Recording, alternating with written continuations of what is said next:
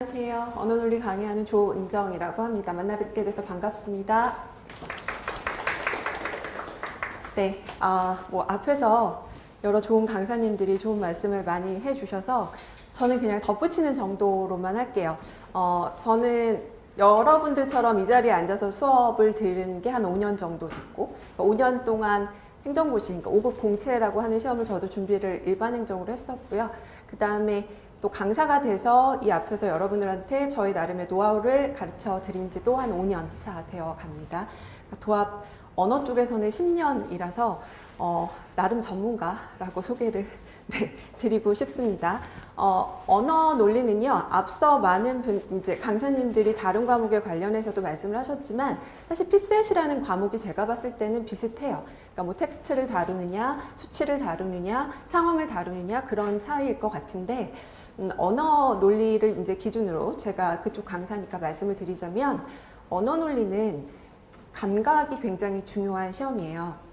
그래서 제가 1년 동안의 강의 중에서 굉장히 중요하다고 생각하는 강의가 기본 강의와 모강입니다. 제가 공부를 할 때도 사실은 5번을 시험을 5년 동안 쳤으니까 계속 기본 강의랑 모강은 반복해서 들었던 것 같아요.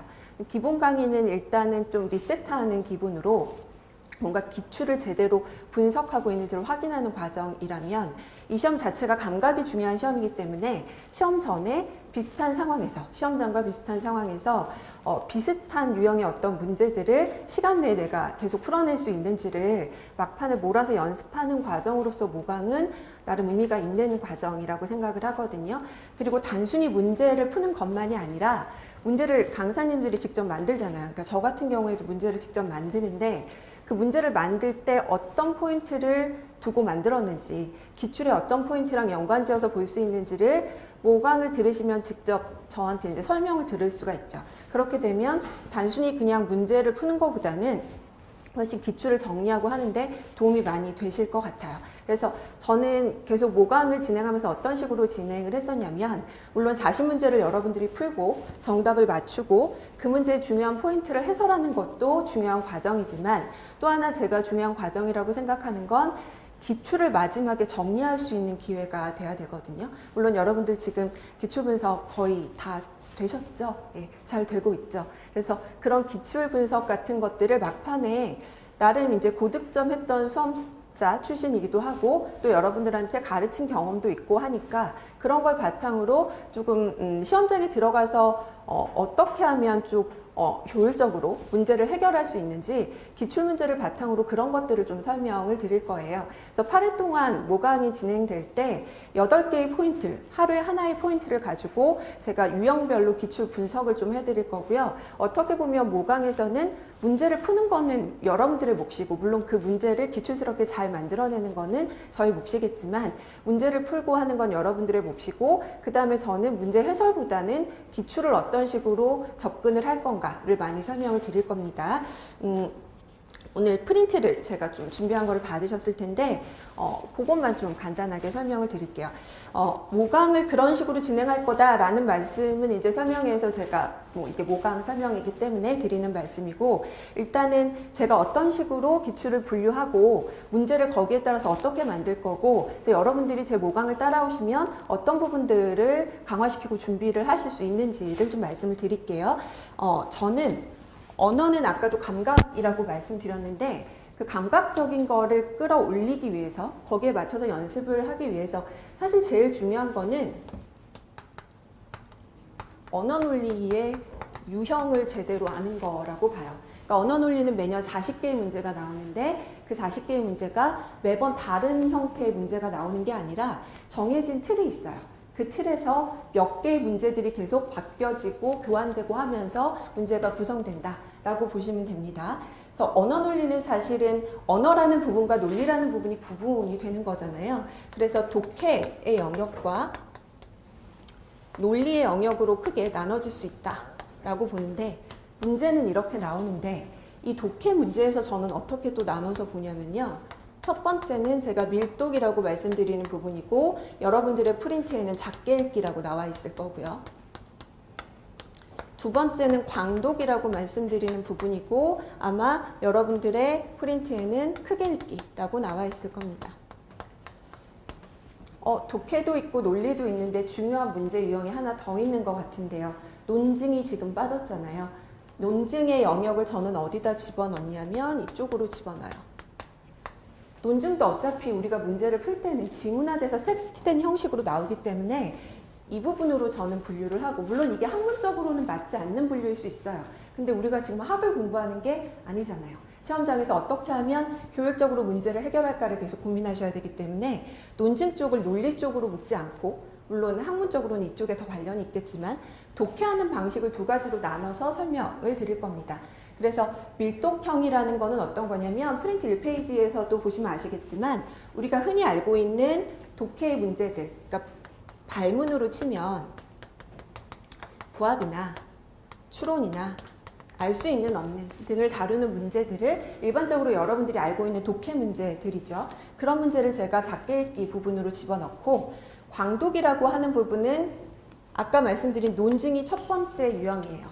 그 다음에 두 번째 유형은 뭐냐면 형식적으로 좀 접근할 수 있는 유형들. 발문으로 치면 논증 쪽에 해당되는 문제 유형은 프린트에도 지금 나와 있겠지만 논지 강화 약화, 그 다음에 평가, 분석, 비판, 여러분들이 엄청 어려워하는 이런 유형들. 그 다음에 형식적으로 접근하는 거, 빈칸. 그 다음에 밑줄 추론하는 문제들, 가설과 관련된 문제들, 사례형 문제들, 이런 것들이 광독이라고 제가 집어넣습니다. 밀독의 밀자는 빽빽할 밀자를 쓴 거예요. 그러니까 그만큼 지문에 정보가 많이 들어있기 때문에 독해하시면 지문에 나와 있는 정보랑 선택지의 정보랑 매칭 좀 시키셔야 되잖아요. 그래서 이쪽에 해당되는 유형들은 시간을 좀 드릴 필요가 있는 한 2분에서 2분 30초 정도. 가끔가다 어려운 게 나오면 3분도 괜찮아요. 근데 여기서 3분 정도의 시간을 쓰시려면 사실 어디서 시간을 줄여야 되냐면 얘에서 시간을 줄여줘야 돼요.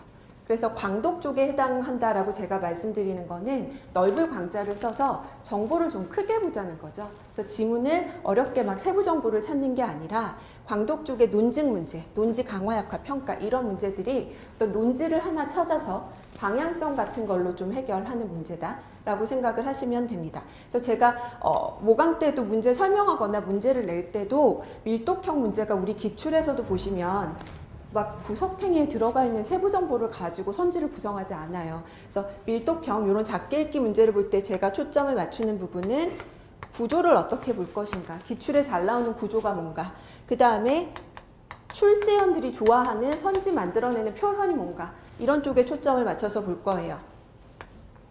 반면에 광독 쪽은 어디에 초점을 좀 맞출 거냐면 방향성, 글이 어느 쪽으로 가고 있는가, 세부 정보 이런 거 중요한 거 아니고, 그 다음에 키워드, 내용이 아니라 단어로 어떻게 해결할 수 있느냐, 이런 것들을 좀 볼 거예요.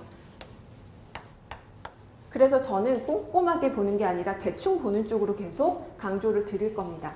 내용을 이해를 안 하고 그 다음에 어려운 소재의 내용이 나와도 그냥 구조나 표현으로 방향성과 키워드로 문제를 빠르게 효율적으로 해결할 수 있는 방법들을 좀 설명을 드릴 거고, 제가 이 방법으로 실전에서 97.5 나와요. 그러니까 평범한 제가 이 정도 나오는 거면 여러분들도 남은 시간 동안 제가 모강 때 알려드리는 방식대로 접근을 하시면 충분히 이 점수대는 나올 수 있다라고 생각이 들어요. 그래서 저의 방법을 좀 모강 때 들어오셔서 가져가셨으면 좋겠고요. 그 다음에 이제 논리 파트는 제가 일쪽에 정리를 해놓기는 했는데 이게 제 기본서 쪽에 나오는 걸 제가 그냥 발췌해서 온 거거든요. 논리는 매번 나오는 유형이 있어요. 여러분들 논리 어렵잖아요. 올해 논리도 굉장히 어렵게 나왔고, 근데 그런 논리 문제들에 있어서 매번 출제되는 방식이 있어요. 역시 논리 문제도 퀴즈도 맨날 다른 퀴즈가 출제되는 게 아니라 늘 나오는 스타일들이 있다는 거죠. 그래서 아마 매 회차 논리 문제가 올해 6문제 정도 나왔기 때문에 그 정도의 문제들은 제가 배치를 할 거고, 늘 나오는 유형들이 어떻게 변화돼서 나오는지 나름 기출에 근거해서 문제를 좀 내도록 하겠습니다. 올해 기출과 작년 기출을 조금 보시면 이쪽에 제가 정리를 해놨는데, 이게 이제 제가 보는 유형이에요. 저는 유형을 나눌 때 발문으로 나눕니다. 시험장에 들어가서 어떻게 작게 읽게 할 건가, 크게 읽게 할 건가, 논리로 기화를 할 건가를 결정하는 거는 문제를 다 읽고 선지를 보니까 이거는 논증 문제네 이러고 있으면 안 되잖아요. 그래서 발문을 통해서 요거는 꼼꼼하게 읽어줘야 될 거, 여러분들이 문제에서 제일 먼저 보시는 게 발문이니까 그걸 통해서 뭐 어떤 거는 좀 크게 읽어야 할지. 그래서 지금 제가 17년도와 18년도를 크게 읽기, 작게 읽기, 그 다음에 논리 쪽으로 분류를 해놨어요. 프린트에 얼마만큼 그 색깔 부분이 나왔는지 모르겠는데 보시면 크게 읽기라고 표시된 게 아마 진하게 표시가 됐을 텐데 그게 훨씬 많을 거예요. 옅게 표시된 작게 읽기보다는 크게 읽기 쪽에 초점을 맞춰야 되기 때문에 제가 뭐 문제는 크게 읽기 쪽이 그래서 더 많이 내겠죠. 예, 기출과 비중을 맞출 거니까. 18년도도 마찬가지예요. 옆에 있는 거 비교해 보시면 논리 문제가 11번대에서 나오다가 약간 뒤로 밀린 거, 두 문제 정도 밀린 거 빼고는 비슷하고요. 크게 읽기의 비중이 훨씬 더 많다라는 걸 아실 수 있을 겁니다. 그래서 제 모강 들어오시면 저는 어느 강의에서든 크게 읽기 쪽, 논증 쪽 굉장히 강조드려요. 그래서 그 부분은 적어도 완벽하게 정리하고 시험장에 들어가실 수 있게 준비를 해드리도록 하겠습니다. 그리고 17년도와 18년도 그거를 좀 보시면 사실은 굉장히 나오는 문제 패턴들이 17년도는 크게 읽기 쪽에서 보시면 밑줄 추론 문제들이 꽤 많이 나왔었는데 반면에 18년도는 밑줄 추론보다는 빈칸이 훨씬 많이 나왔어요. 그리고 논증 평가, 요게 말씀드린 요런 문제의 유형들도 매년 약간 강조되는 부분이 달라요. 17년도에는 분석과 평가 문제가 주를 이뤘다면 18년도에는 강화역학 문제가 많이 나옵니다. 그래서 사실은 올해 기출보다는 작년 기출이 19년도 시험을 좀 예측할 수 있는 바로미터가 될 수 있어요. 그래서 적어도 이상개년치의 기출을 놓고 제가 어떤 식으로 나올지 좀 예측을 해서 문제를 구성하고 하는 식으로 진행을 하도록 하겠습니다. 그래서 뭐 논증 문제 저 원체 강조드리기 때문에 논증 문제는 좀 신경 써서 만들고요. 네, 신림동에서 제 문제가 제일 나을 거예요. 네, 따라오시면 어렵지 않게 고득점 하실 수 있도록 제가 방법을 알려드리도록 하겠습니다. 오랜 시간 앉아서 또 들으시느라고 고생 많이 하셨고 저는 나름 또 좋은 문제를 준비를 하고 있을 테니까 여러분들도 건강 관리 잘 하시고 모강 때 들어와서 좀 효율적으로 공부를 하고 고득점 할 수 있는 그런 계기가 됐으면 좋겠습니다. 나중에 또 좋은 모습으로 뵙겠습니다. 감사합니다.